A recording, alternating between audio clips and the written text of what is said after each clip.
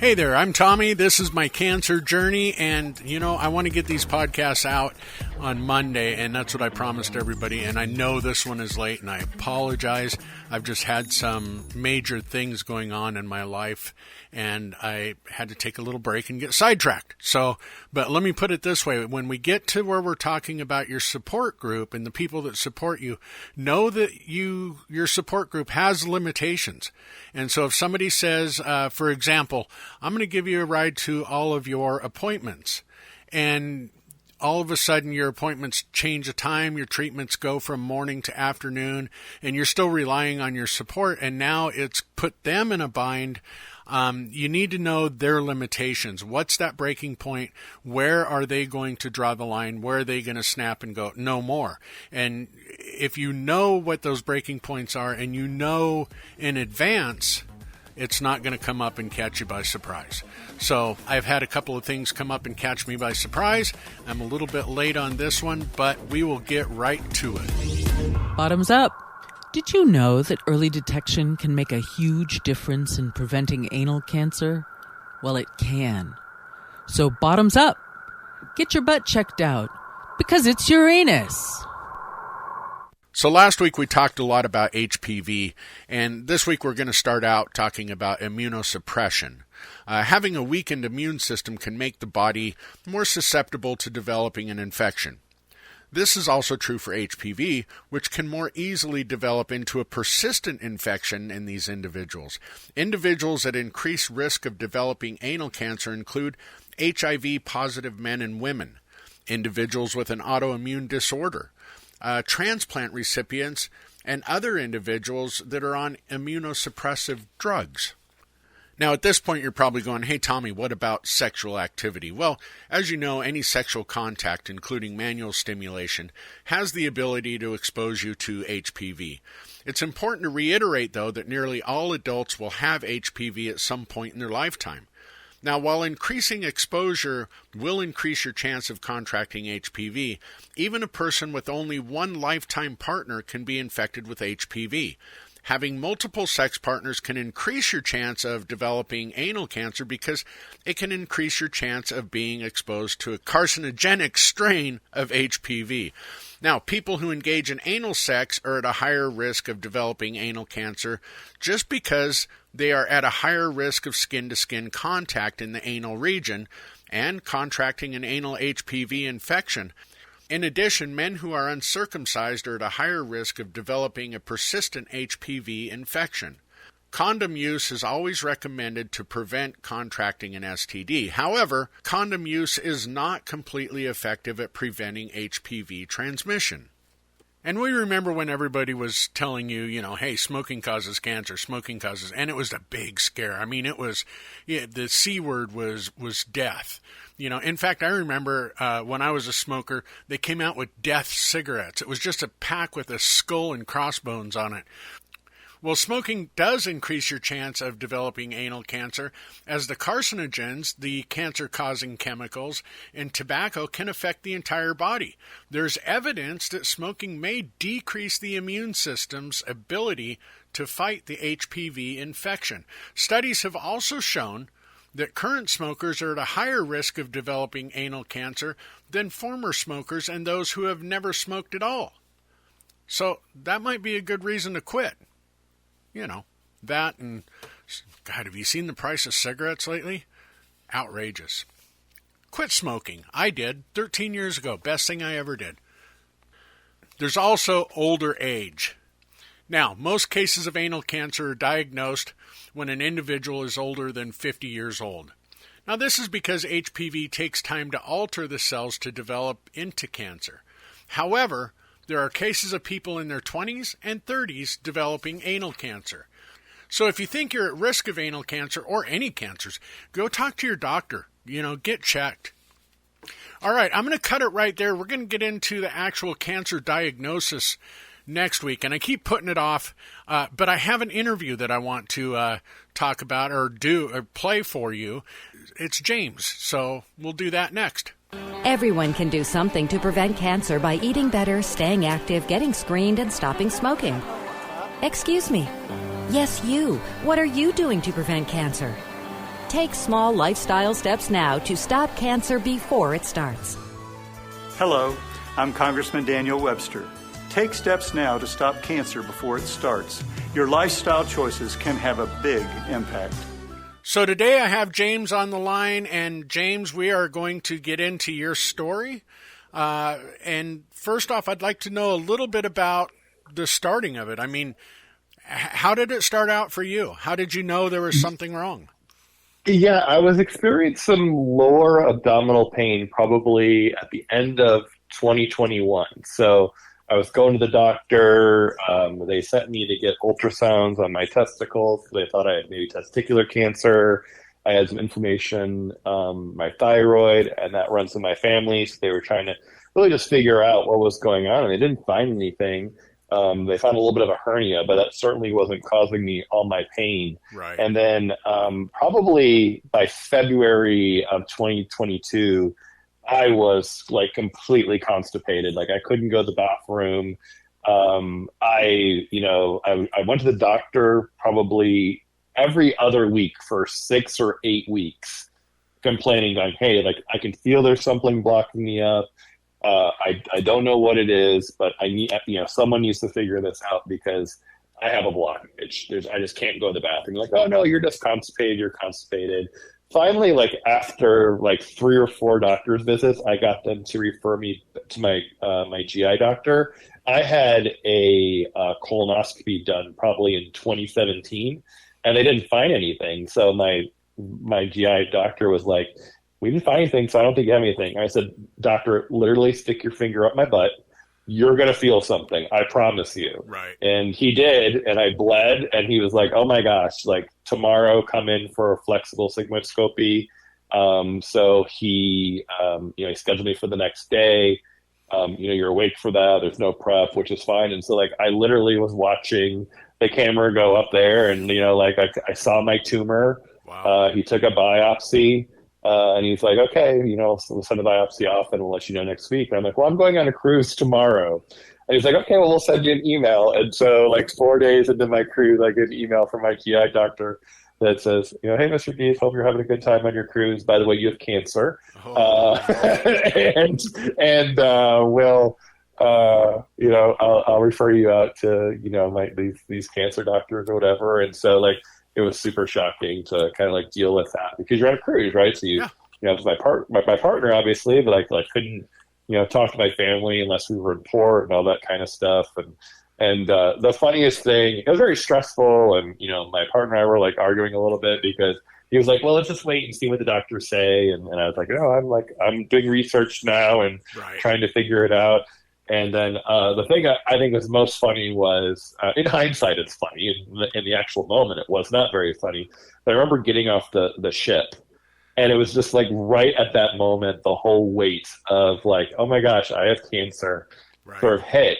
And I started to cry as we're getting out, like going down the cruise, whatever that ramp is or whatever. And so my partner comes over and hugs me. And I'm sure all these other people were getting off the cruise at the same time going, what is this 50-year-old man doing crying because he is getting off a cruise ship? Dude, I know it was a good time. Why I was actually crying. Yeah, dude, I know it was a good time. You can go again. Exactly. I was sobbing my eyes out, and so it was just like it all just sort of hit at that moment. But yeah, so that's pretty much kind of my story, like how I got diagnosed.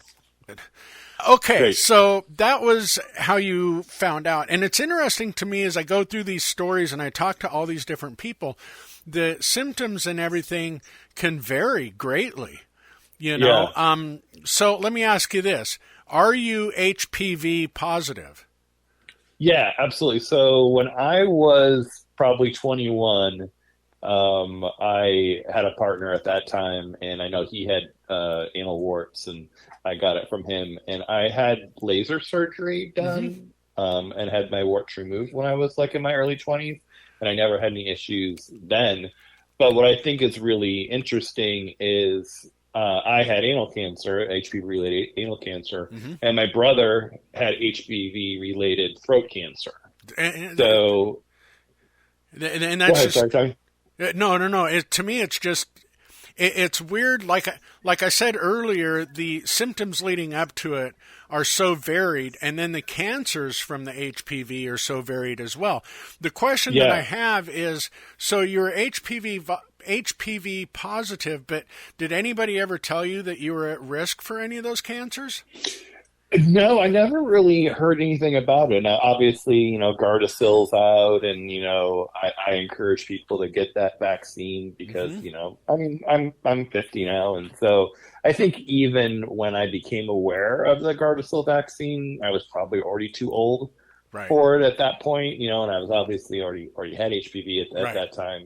Like 80% of the country has HPV, but it's really that small sliver of people that can't fight off the virus. Even it just lays dormant. And even though I didn't have any symptoms, I thought I was fine. I never had another wart after 22. Right. And lo and behold, 28 years later, he has cancer. So you never had any growth outside the butthole, no, with your cancer. See, and mine was very much, my doctor was like, oh yeah, that's a hemorrhoid. Oh yeah, that's a rather large hemorrhoid. Yeah, hemorrhoids bleed. Hemorrhoids, and it's like, had I known, I would have been a little more diligent. And luckily I had a friend of mine who had gone through this, and so she was telling me, oh, you really should get checked for this and that. But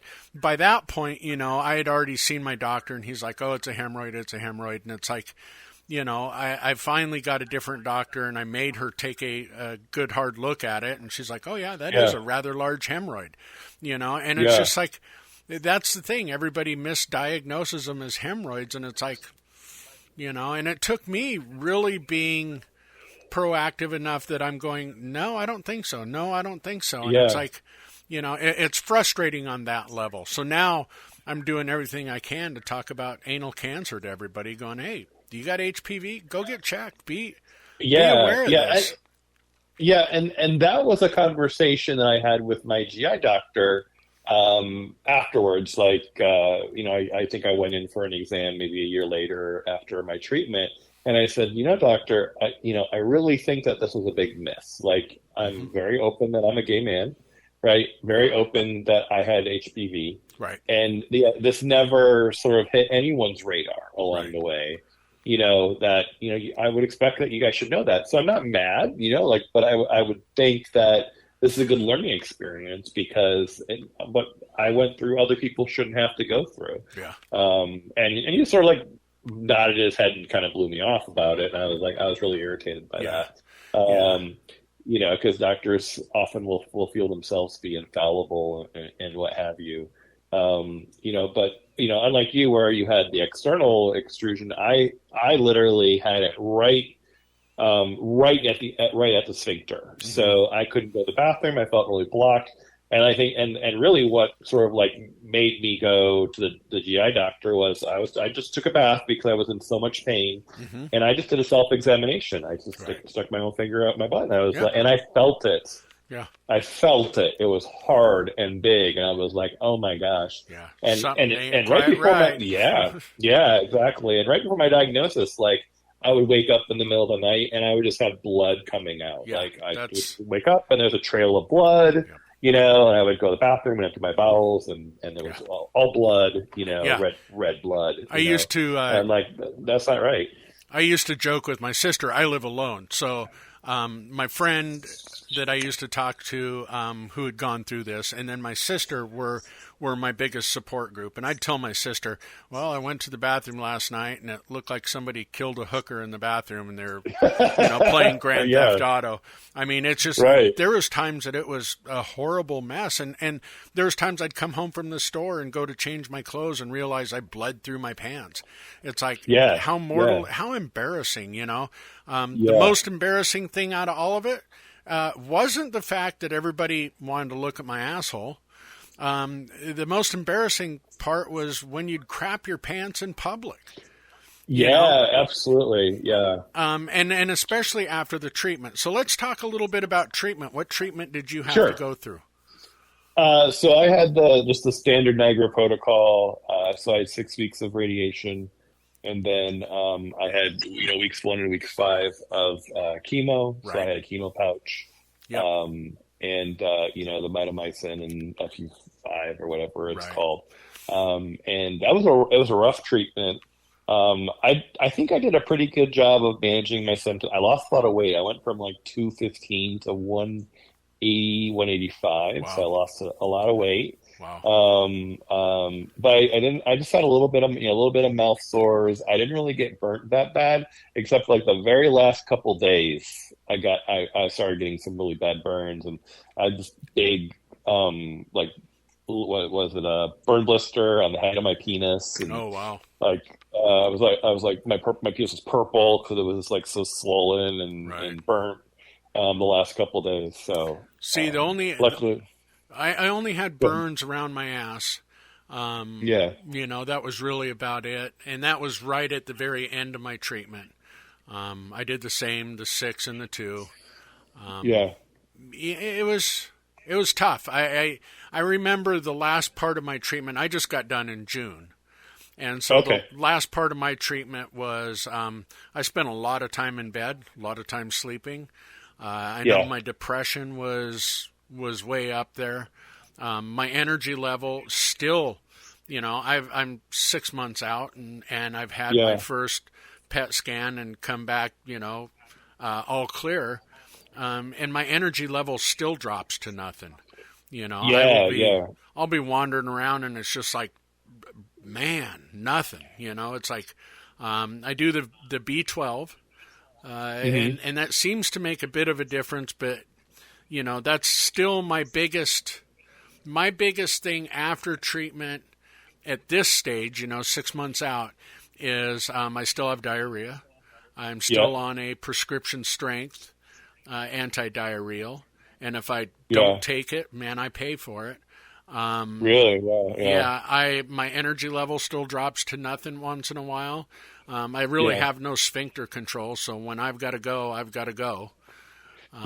Wow. But, and that's 6 months out. And I hear horror stories of, I still go through some of that 5 years out, and it's like, but it's kind of like the symptoms going in. It is different for everybody.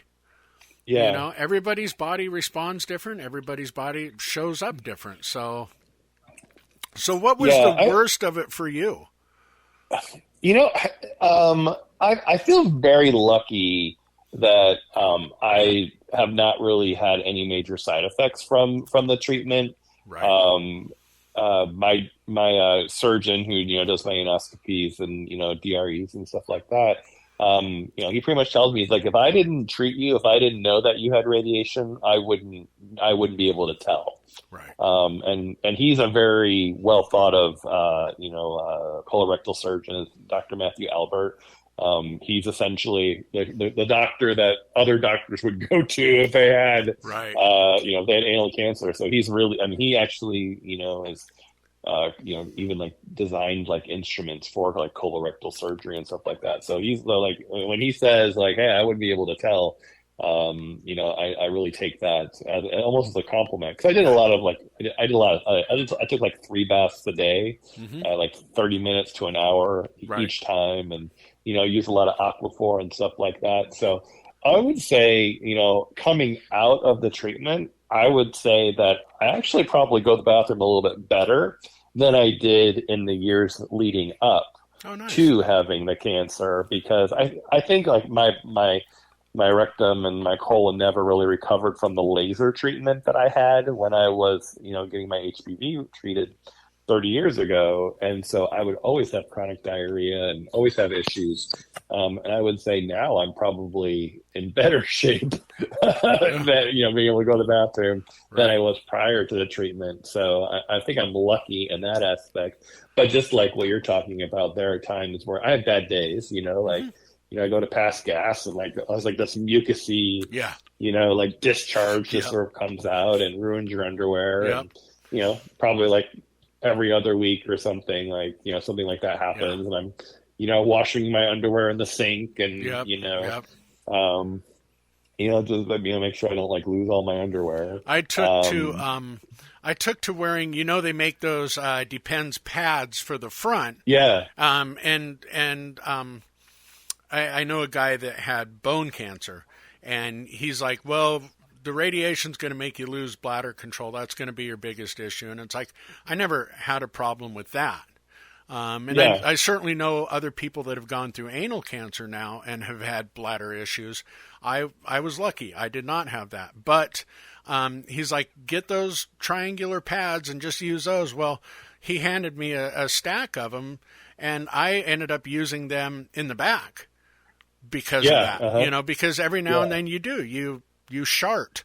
It's like, exactly. Mm-hmm. And it's an easy way to save your underwear. Yeah, exactly. So yeah, I mean, during treatment, I for sure had issues of urgency. Like, I used to walk 2 miles a day just to sort of like keep active, but it was really just to the end of the block and back. Right. And like literally, I'd be like 300 feet away from my front door, and I would have to go immediately. Yep. And I would run. Or as best as I could at that point. And sometimes I wouldn't make it. I would crap my pants in my front yard.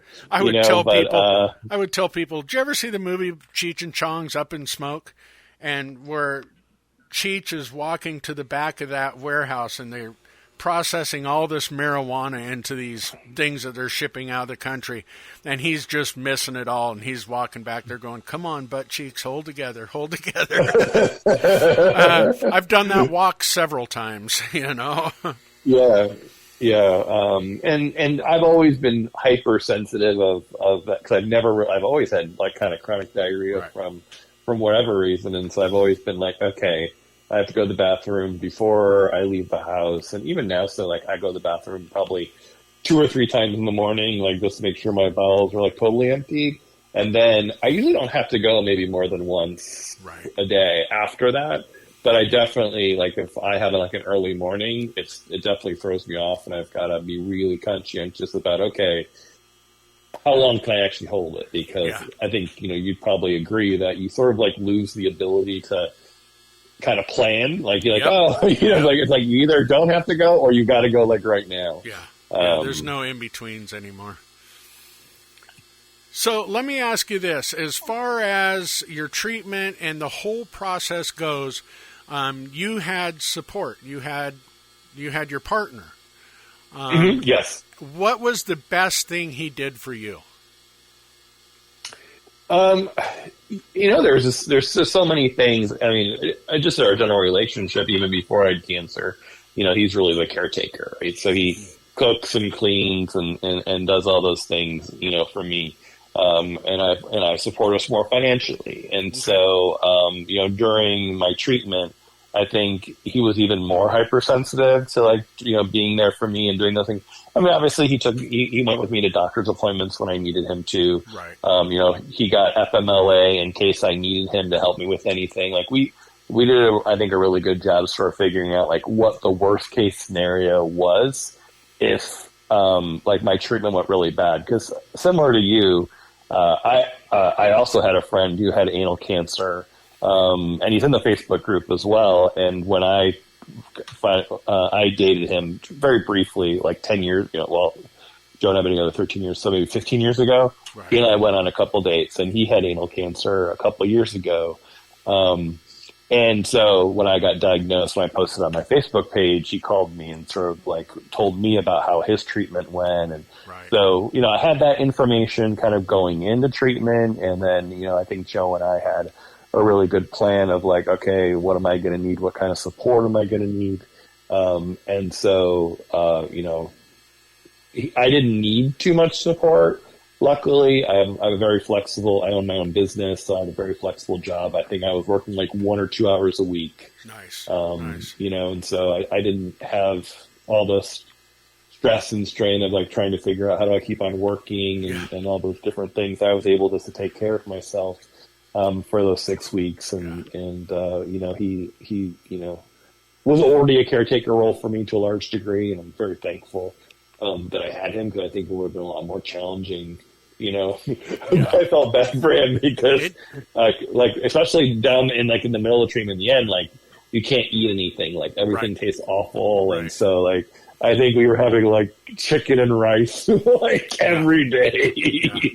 I felt bad for him. I got to the point where it was tuna fish and crackers for me. Yeah, it was just like, and that's all I could do, and then after treatment, there was a while that, I pretty much tried to live off Gatorade, and it was like, that didn't work, it was like, and the sicker I got, the less and less I would eat or drink. There was times that I had to go back in and get IV fluids, You do what you got to do to get through. Yeah, I mean, the thing with our cancer is, I would say the thing that I'm most conscientious of is how lucky I feel kind of coming out on the other side. I don't mean to skip ahead if you want to talk about the treatment a little bit more. But so there were two people. So we're in that Facebook group together, and so I think probably similar to me, you probably found a couple people that were in the same kind of like spot as you, right? They were just starting treatment at the same time as you. Yep. And so there were two people that I would talk to pretty much every day.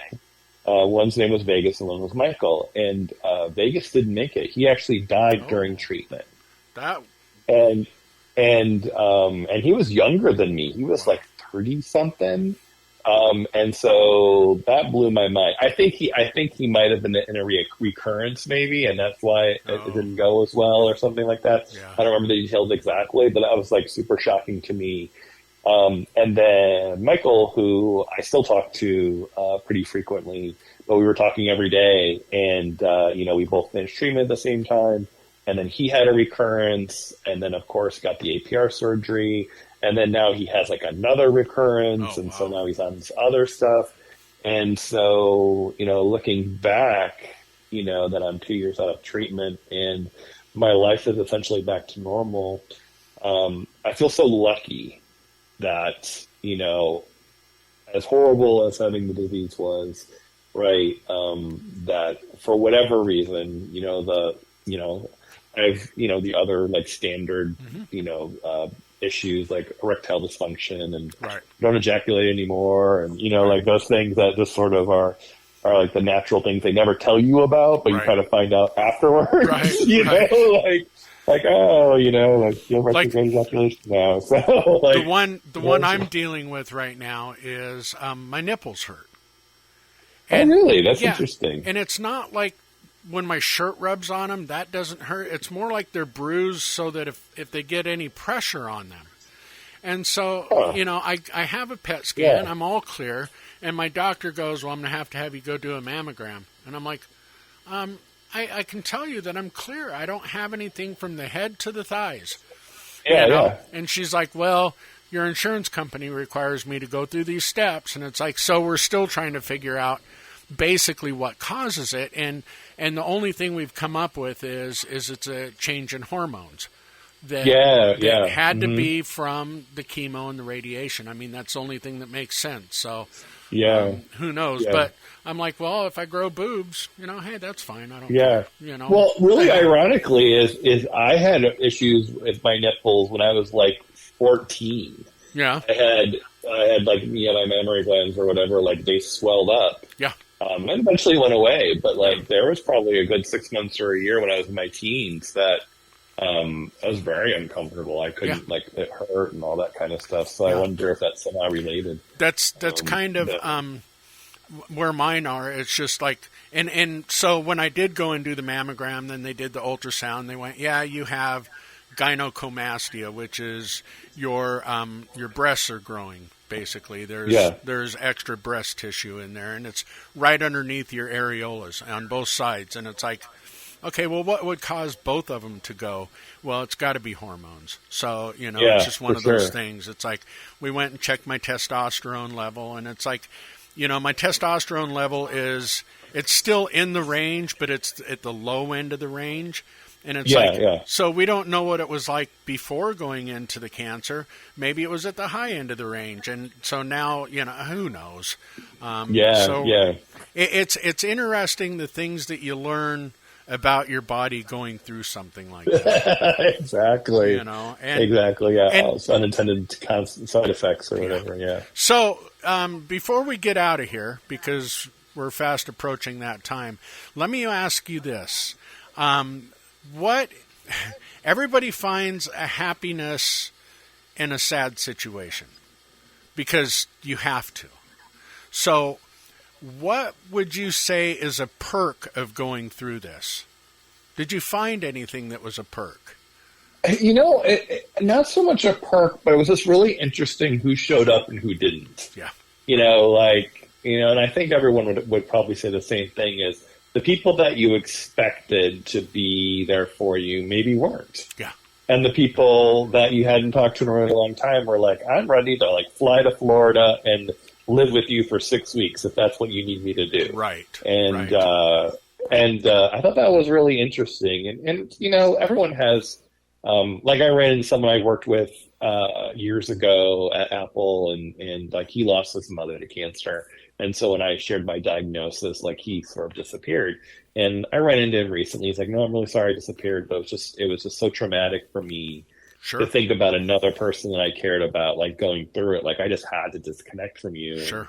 And, I hope you understand that doesn't mean I didn't care. Right. Right. It just mean I just couldn't handle it. Right. And, other people that, I went to grad school 30 years ago, they were ready to come stay in my guest room. Yeah. And I didn't need that, but it was nice to know.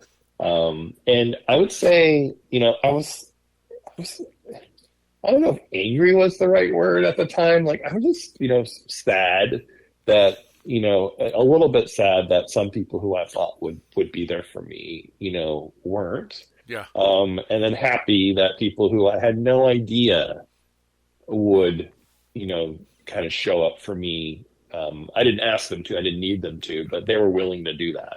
I think that would be the happiness. Yeah. I was in a position where, I haven't worked since February, so I'm still not back to work.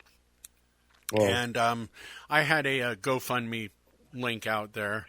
And every now and then I would share it on Facebook, and it surprised me the people that would jump in and donate, and then the friends of mine that didn't, that and I'm just going to say it seems like the ones that did donate were the ones that couldn't afford to donate.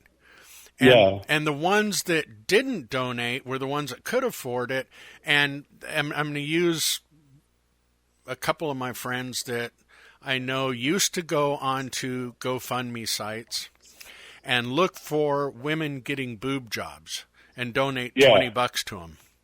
Oh my gosh. But yet they couldn't donate $5 to me. I was just like, it's one of those things that, one, it's a humbling experience to have to ask your friends for that help. Yeah. And then two, it really makes you question, when you get no response from it, it's like, it's weird. It's different, Yeah. So, yeah. I remember, I know exactly what you're talking about. I remember talking to my partner specifically about one person that I was surprised, didn't do what I thought that they would do for me. Right. And so, I absolutely understand what you're saying. It certainly makes you think about, it makes you think about friendships and what kind of people you have in your life, and who's important and who's not. So, but anyway, James, I'm glad that you are in mine. I'm glad your story came out good. And I look forward to having you back on as a guest, and we can dive a little deeper. Yeah. Thanks, Tommy, so much for inviting me and giving me the opportunity. I'm passionate like you are with education around anal cancer, and happy to chat more and whenever you want to. Okay, and before I let you go, there's one thing I really want to know. If somebody came to you and said, dude, I just got diagnosed with anal cancer, what's the one thing you'd tell them? Oh gosh. I would say don't panic, right? Because we're pretty lucky that our cancer is pretty curable. I Yeah. think like it's 80% Right. of people are cured kind of with the first round of treatment. It's not like some of the other cancers that are out there. So, if there's one type of cancer to get, it's actually probably one of the better ones, from a fatality standpoint. Right. And that doesn't mean that it's a good time, but Yeah. I guess to me it's the same with just about any diagnosis. If you go on the internet and you start reading stories, you're going to read everybody's horror story 9 times out of 10. And that's even the support group. You read all these horror stories, and it's not often somebody goes, I kind of feel guilty that I didn't have a horror story. I think that, because I don't think that mine, there was certainly some moments in mine that were just horrible to me, but I know that there's other people that would be like, I would have taken that any day of the week. Over Over what I went through. So, Yeah, the thing that really irks me is there's people like on the internet or in the support groups that are like, oh, you should pursue alternative treatments because the actual treatment was pretty awful. And I'm like, I don't know any cancer treatment that's a walk in the park. Yeah. But I have yet to find one person out of the 2.5 years I've been part of like this Facebook online group that has said, yep, I did not do the Niagara protocol or my doctors. I chewed seaweed and I'm cancer free. There's not a single person that has been able to prove that worked, but there's still these people, and it makes me so mad because there's these people who just get freshly diagnosed. They're so scared and they're looking for anything and they're trying to avoid the horror stories and they're like, oh, the treatment's so bad, I'm just not going to do the treatment. I'm like, well, you realize that dying of cancer is worse than the treatment. Right. Is that, the treatment's not fun, but like cancer spreading throughout your body is less fun for sure, right? And so that's the thing that irks me the most, and why I wanted to for sure talk to you when you offered the opportunity to sort of share my story. Was like, one, I'm one of the people that I would say came out the other side pretty strong. Probably almost as good as could be for a 50-year-old guy. But two is kind of battle those not fear mongers, it's the wrong word, I guess, but those people who are like, oh, well, the Niagara protocol sucks, so sure, try the RSO or try the whatever. I'm like, ugh. That's, I will tell you this, that I came out the other side, not the same asshole I used to be. It gave you a little bit of a better lease on life. Yeah, well, I was going to say in more ways than one. It's like, I make the joke about I'm not the same asshole, but in the grand scheme of things, I'm not even the same person. And I think that I'm a little better off, as a person for understanding it. So yeah, no, I can see that. Yep. All right, James. I understand that. We're going to cut it right there. Thanks, Tommy. So that'll wrap up next week's episode, and somewhere down the line we will check back in with James and see how James is doing. There's going to be a lot of follow-up with this thing. I'm not sure, how many episodes we're going to end up going. Who knows? Maybe it'll morph into something that there'll be a new episode every week for a long time to come. I know there's a lot of people that want to share their story, and there's a lot of stories that I want to hear. I want to hear the bad ones. I want to hear the good ones. So email me, Tommy at Tillamook Cow. That's TILLAMOOK, cow, COW.com. Tommy at TillamookCow.com. Email me, find me on Facebook, whatever you want to do, leave a message down here in the comments. However you want to go about it, get a hold of me if you want to share your story, and we will make that happen. Next week, I think it's next week, this story comes from a guy who is a stand-up comedian, among other things, and you won't want to miss that. I will see you back here next week. Until then, be good.